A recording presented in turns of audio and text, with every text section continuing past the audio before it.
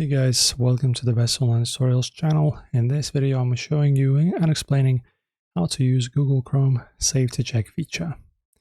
So this will help you to scan your browser to check for compromised passwords, malicious extensions, outdated software, and weak site permissions.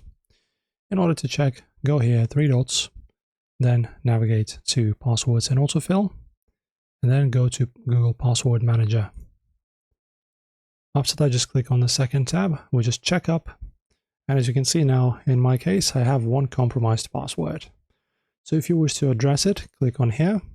And as you can see, it will show you which website that is. So in my case, it's just Nexus Mods.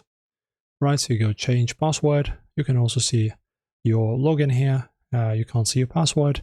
But yeah, you can just go ahead and change it and stay secure. Also, you have 1 week password. This is just an account that I don't even use. It's just a work account. So if you want to go ahead and improve the security of your account, you just go ahead, choose, for example, copy this nickname and go ahead and change the password to something more secure. Maybe a more complex or longer password. You get the idea. That is it. Enjoy, stay safe, and thanks for watching.